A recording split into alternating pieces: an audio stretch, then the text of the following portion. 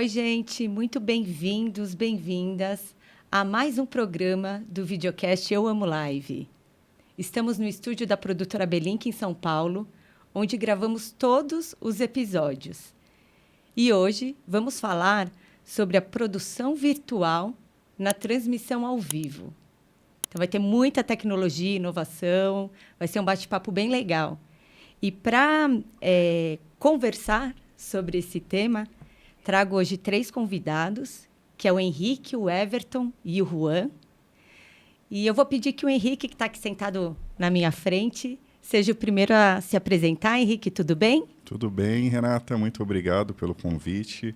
Eu sou Henrique Arato, sou responsável pelas operações técnicas da Belink e também um dos sócios. Perfeito. Agora vamos falar aqui. Do meu lado esquerdo temos Everton. Tudo bem, Everton? Oi, pessoal, se apresenta rapidinho também. Bom, prazer. Meu nome é Everton. Obrigado pelo convite. Sou Everton Farias. Eu sou responsável pelo desenvolvimento dos cenários virtuais da Blue Dot. Boa! Só gente grande. E temos também de forma remota Juan participando. Tudo bem, Juan? Se apresente também. Tudo bem, muito obrigado pelo convite. Eu sou o Juan Roque, eu sou produtor e head de produção virtual na Blue. Sou sócio do Everton e estou muito feliz com a oportunidade de falar aqui com vocês. Muito obrigado. A gente que agradece. Muito, muito bom. A expectativa está alta. E bora começar o nosso bate-papo? Everton, eu queria que você contasse um pouquinho sobre a trajetória de vocês. Falasse um pouquinho da Blue Dot e quando que vocês começaram a trabalhar com produção virtual? Então, a Blue Dot é um encontro de 3 entusiastas por produção virtual, né? Cada um de áreas diferentes que se complementam. Eu, no caso de cenário, como já falei, o Juan na parte de produção, depois pode falar um pouco mais sobre isso, e mais um sócio que é o Paulo Salmeri, que ele é acostumado com a parte de direção técnica e nos traz toda essa robustez na parte tecnológica. Muito bom.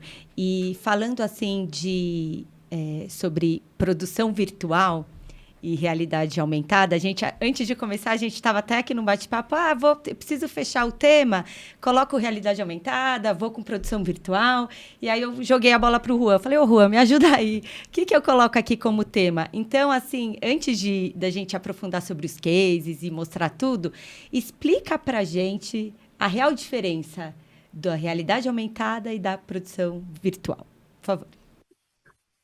Então, eu acho que é uma ótima pergunta. As pessoas têm um pouco de dificuldade de entender o que é produção virtual, né? Eu acho que esse é um dos maiores desafios assim da Blue Dot, porque realmente você precisa partir do zero quando você começa uma reunião, explicar quais são as ferramentas. E produção virtual, ela não é uma única ferramenta, são várias ferramentas e que é onde o físico, né, a produção física e o digital se encontram, assim. Então, é uma mescla de várias ferramentas, onde a gente tem produção virtual com LED Wall, produção virtual com Chroma Key, captura de movimento, Face Capture, são uma série de ferramentas. A gente faz produção virtual e efeitos especiais para cinema, publicidade, televisão, eventos. Então, realmente, nós somos um grande laboratório dessas ferramentas, dessas tecnologias emergentes, né? Então, é realmente difícil de colocar e falar. A realidade aumentada é uma dessas ferramentas. Uma dessas tecnologias. Uma dessas né? soluções. Uma dessas soluções que a Blue Dot oferece. Perfeito, clareou bastante. Eu fico pensando também como é desafiador, né, para vocês, assim. Sim. E eu queria que vocês falassem um pouquinho disso, Juan, de desafios, os principais desafios enfrentados e como que vocês superam isso, assim, diariamente. Certo. Então, eu acho, do meu ponto de vista, o maior desafio foi realmente essa questão de desbravar essas tecnologias, né? Eu quando comecei a estudar sobre produção virtual lá antes da pandemia, foi no comecinho da pandemia. Eu fui ver o que os grandes estúdios estavam fazendo, né, naquele momento para superar tudo aquilo e tal. E aí cheguei nesses estúdios que estavam investindo em produção virtual e comecei a estudar. Quando eu fui falar com os técnicos que são referências para mim na minha área, né, sobre produção virtual, todos me disseram mais ou menos a mesma coisa, assim, bicho, isso não é pra gente, isso aí é para os grandes estúdios, e assim, ainda bem que eu não desanimei, né, e fui atrás, porque realmente não tinha um referencial aqui ainda, né, no Brasil, alguém que eu pudesse ir atrás para... Para trocar, né? Para como. Exatamente, exatamente. Então, foi no começo, assim, um pouco solitário, até que as coisas vão se encaixando, né? Com o tempo, as pessoas foram aparecendo e as coisas foram Acontecendo. tomando um E a rumo. pandemia também, né? Fez todo mundo olhar Sim. muito pro online, né? Porque os eventos que antes eram presenciais, então, com certeza, teve um boom e um olhar grande para isso, eu imagino, no mercado Sim. de vocês também, né? Eu fui atrás do que o cinema estava fazendo, né? Mas o Everton e o Pablo Salmeri, eles estavam buscando essa tecnologia na parte de eventos ao vivo, né? Eventos corporativos ao vivo, então você Exatamente. viveu. Foi de forma paralela, né, Everton? Acho que tu pode falar um pouco sobre isso também, assim. E aí depois a gente se achou ali na frente. É até muito legal, porque realmente a gente tanto se encontrou por ser entusiastas, né? E justamente porque a gente... E legal a oportunidade de poder conversar aqui. Voltando um pouquinho, eu acho que a gente, sim, começou aqui realmente com a parte de produção virtual no Brasil para eventos, porque a gente começou da minha parte. Eu já vinha da parte de cenários, de eventos, sou arquiteto de formação, então eu já construía coisas reais. E o que a gente consegue na produção virtual é justamente trazer cenários, né, com aparência realista para espaços menores e com tecnologia de daqui a um pouco a gente ter um painel de LED ou um chroma que vai estar mostrando esse cenário como se ele fosse real, mas na verdade ele é um cenário virtual. Isso. E na pandemia, como a gente não tinha mais como trabalhar em conjunto, encontrar pessoas, né, reunir pessoas sem que a gente não pudesse ter a possibilidade de um protocolo de controle, foi uma das formas que a gente utilizou para poder viabilizar, né, de trazer conteúdo, gerar conteúdos para as pessoas, fazer com que as pessoas pudessem se encontrar e sem que a gente precisasse produzir grandes cenários ou, enfim, ter grandes aglomerações. De forma controlada, a gente conseguiu viabilizar isso pela produção virtual. E o estúdio aqui da Belink, né, Henrique, também, na pandemia, teve Teve um crescimento muito grande, né, pela procura de lives, espaços onde a gente pudesse fazer isso de uma maneira controlada. E a gente chegou a fazer parceria com outras empresas que tinham locação de estúdio. Tinha dias que a gente estava em 3, 4 estúdios executando live com uma equipe grande, né, para atender a demanda. Um ponto importante também para a gente abordar aqui, eu já cheguei a ver algumas apresentações do Juan. E a gente vai passar aqui também, porque bem bacana. a gente quer ver. É que hoje a indústria do virtual, né, como um todo, ela está mais acessível. Né? Antigamente, ela começou ali no começo dos anos 90 com o cinema. Para grandes e poucos, né? Isso. E democratizou. E agora a gente fala até de redução de custos. Exatamente. Então, era um mercado que, como outros, só existia no cinema, né? A Disney, que foi uma grande aí, revolucionária também, começou a fazer animações, e essas animações entrarem em cenas, né? Essa mixagem. E em 92 teve uma novela, um norte-americano chamado Neil, que foi o primeiro criador do nome metaverso, né? Que depois o Facebook acabou pegando esse nome por uma estratégia, né, financeira e de visão também para esse mercado, mas é importante a gente retratar aqui que está acessível, a gente consegue fazer de uma maneira real-time, muito bacana e com uma qualidade excepcional, né? E a gente consegue transformar condições e espaços que antes envolvia muita estrutura física, principalmente. Facilitando demais, a gente quer ver. Vamos dar uma olhadinha nos principais cases da Blue Dot, porque eu acho que não tem melhor forma da gente conseguir acompanhar o trabalho de vocês e vocês também explicarem detalhes e os principais. Vamos começar por um clipão que tem ali um poporri da Blue Dot. Vamos, joga o VT.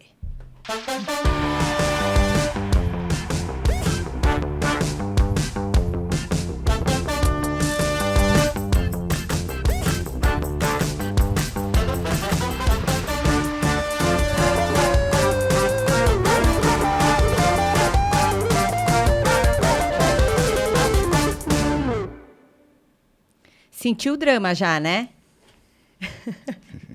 Conta um pouquinho para a gente sobre esse processo criativo, técnico. O que vocês podem pegar ali de pincelada para falar rapidamente, que depois a gente vai ainda mostrar muita coisa. Segura, porque está muito legal. É interessante mostrar que a gente já fez cinema, a gente publicidade, muita coisa de evento, e todas são técnicas de produção virtual, né? Isso que eu estava dizendo ali no início, que são muitas ferramentas, muitas possibilidades. E é o famoso, o céu é o limite, né? O céu é o limite. Exatamente. E gostam de desafios. Exatamente. Então, não tem briefing que... E não vai parar nunca, assim, né? A gente tem aqui uma lista de ferramentas em desenvolvimento, em estudo, e realmente a Blue Dot é esse laboratório dessas novas ferramentas, né? E interessante também pontuar que, assim, muitas dessas ferramentas são utilizadas em diferentes áreas, e o que eu acho que a gente tem de interessante é combinar elas de formas diferentes, né? O Murilo Gun diz que criatividade, na verdade, é combinatividade, né? Você combinar coisas de universos diferentes e tal. Então, a gente vai ver aí cases de personagens que interagem em tempo real com as pessoas. A gente tem toda a expertise do Pablo, que não está aqui com a gente, né? Que utiliza sensores para interatividade. Então, realmente são muitas possibilidades. Bem dinâmico. E a gente se conectando com outras empresas que também são de tecnologia, né, como a Belink, a gente potencializa ainda mais o desenvolvimento dessas tecnologias emergentes, né? Vamos depois falar Exatamente. Um pouquinho dessa parceria. Mas é isso, nada é engessado, não tem uma regra, a criatividade, ela, só de olhar o vídeo de vocês, a gente já entende. E até incluiria, né? Muitas vezes a gente fala de desafios, na verdade a gente gosta de desafios. É o que move, legal que né? As ideias vêm, a gente vê como um desafio, e é justamente, eu acho que a união de três pessoas como nós somos da Blue Dot. E agora já a Belink, cada vez que a gente vê, não, mas a gente pode solucionar dessa maneira, enfim, essa diversidade que acaba trazendo as soluções também. Vamos dar uma olhadinha agora nesse case do Detran, e entender um pouquinho sobre o impacto desse projeto. Bora lá. A tecnologia evolui a cada dia. Freios ABS nas 4 rodas, controle de tração, 7 airbags. Mas uma única escolha errada pode colocar sua vida em risco. O melhor item de segurança é a sua atitude. Viagem segura, Detran RS. Governo do Rio Grande do Sul. O futuro nos une. Imagina o impacto desse projeto, né, para tudo, né? O mais legal é que você vê que parece que está numa estrada, né? Eu acho que é isso que vocês podem comentar um pouquinho agora.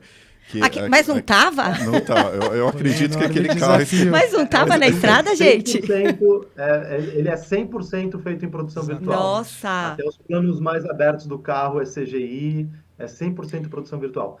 E, assim, esse projeto é realmente muito interessante, porque por alguns motivos, tá? Mas eu acho que o primeiro deles é segurança. Sim. A gente é uma campanha sobre segurança no trânsito e ele foi feito de forma 100% segura. Se a gente fosse fazer esse filme sem ser em produção virtual, a gente teria que ter fechado uma estrada, a gente precisaria de um piloto de precisão para simular a cena de acidente. Sim. Seria algo que, além de uma logística complexa, e a gente não conseguiria as liberações no prazo que a produtora que nos contratou tinha para executar o trabalho, eles não conseguiriam nem a liberação para filmar, fechar uma estrada no prazo que Aí se coloca na balança também, né? E facilmente já optam pela produção virtual, que, nossa, se não me dissessem, eu não ia acreditar. Eu já achava que era uma estrada mesmo. E o ator é muito bom também, né? Porque ninguém diz, tipo, ele estava realmente ali na estrada. Sim, carrabeta. Mas assim, ó, eu só para encerrar o assunto desse filme do Detran, tem uma máxima que eu digo, que na verdade é uma máxima do Tiago Matos, que assim, o que é normal hoje é o absurdo de amanhã. Eu acho que tem várias coisas que a gente costumava fazer na produção e que não vai mais ser permitido, assim, né? Por exemplo, simular uma cena de um acidente. Eu acho que as coisas estão mudando e a gente está vivendo um momento em que nenhum risco é tolerável, sabe? Não existe. Então, eu acho que a produção Coitado virtual dos entra dublês, né? Sim. Coitado dos dublês, né? Mas tem outras frentes, né? Acho que vão, mas imagino, com certeza, esquece. Mas fazendo um parênteses também, acho que desse exemplo que a gente tem aqui, do que você havia comentado, que bom o ator também. Mas justamente a tecnologia, ela possibilita que tanto o elenco, quanto o diretor, a equipe técnica, estejam todos integrados, porque eles estão vendo em real time o que está acontecendo. Então, se a gente precisa fazer alguma correção, é possível e, ao mesmo tempo, para o ator é mais fácil interpretar, porque ele está vendo pelo retorno, ele está vendo pelo ambiente o que está acontecendo no momento. Sim. Não, perfeito, gente. Vamos olhar agora o depoimento de um dos clientes de vocês também, Buffon, assim que se diz? Buffon? Sim. Vamos olhar junto. A gente tinha uma necessidade que era fazer esse vínculo do feito, do nosso aplicativo, com a Buffon. A experiência do filme foi surreal. A gente notar o controle total. Foi algo que até chocou, tá? E no fim a gente conseguiu um resultado surpreendente, com muito mais controle e eficiência. Sem precisar de grandes locações ou grandes custos de deslocamento com a equipe, a gente diminuiu as variáveis na produção e a gente pôde focar no que realmente é importante, a ideia. Aí a gente tem a palavra do cliente, não precisa mais de nada, né? Exatamente. O legal também é que mostra todo o reflexo ali, né? Do carro, da cenografia, o que traz mais realidade, né, para a produção, né? Para a produção final. E isso é uma coisa que a gente vê muito no mundo dos games hoje. Então, é legal, quanto mais definição e mais realista é um game, né, mais ele chama atenção e mais atual ele está no momento. Hoje a inteligência artificial, por exemplo, ela é baseada numa placa gráfica, que é o que move esse mundo, né? O CEO da NVIDIA é um dos caras mais cobiçados hoje no mundo por conta da realidade, né, virtual e agora inteligência artificial, e é um mundo assim que eu nem vou falar que é tendência, porque já é uma realidade e dá até uma disfunção agora, realidade virtual, né? Não, mas já está acessível, já está mais democrática. Isso que você disse é bem importante de se frisar, né? Porque antes era tipo, nossa, imagina. Agora não, empresas, eventos corporativos, empresas que querem criar um evento ao invés de montar aquele cenário todo. Então, vem com o briefing e aí as tecnologias, tudo é estudado e construído junto, né? Exatamente. Isso que ficou claro aqui também. Eu fico imaginando, porque, pô, se você tem uma cenografia, igual a gente tem um estúdio hoje aqui em São Paulo, que se a gente montar um cenário com LED, com toda essa parte, essa estrutura, ou mesmo só o chroma key, a gente consegue gravar um filme. Exatamente. Né? A gente consegue modificar cenas, né, conforme o roteiro do filme ali, né? Através só da realidade aumentada, da produção virtual ou de outros elementos que compõem esse mundo. Complementa, porque eu acho que uma das possibilidades justamente é um filme, mas a gente consegue rodar um filme com diversos cenários. Porque a gente consegue realmente fazer vários cenários que vão passar por esse chroma key ou pelo painel de LED, no clique de um botão. Isso a gente consegue colocar animações. Aqui, por exemplo, nesse exemplo que a gente teve mesmo, a gente tinha o desejo de criar horários específicos do dia, time-lapse, né? Da passagem do tempo, o sol, tudo isso a gente consegue fazer hoje em dia muito facilmente. E eu acho que então, a redução de custos, ela vem também nesse sentido, né? Porque o que você antes levava possivelmente 15 dias para gravar, hoje em dia se ganha muito em tempo, Perfeito. Né? Uhum. Aperta um botão e tu troca o cenário, né? Sobre esse case do Buffon, acho interessante falar que além da redução de custo, da gente ter feito tudo dentro do estúdio, o cliente, ele também teve a vantagem de não precisar fechar o posto para a gente gravar, porque é um cliente que eu já atendia. Esse foi um trabalho feito pela Libre, que é a minha produtora, e é um cliente que eu já tinha trabalhado antes, e a gente precisou, na campanha anterior, fechar o estúdio por muito tempo, assim, um dia, o estúdio o posto.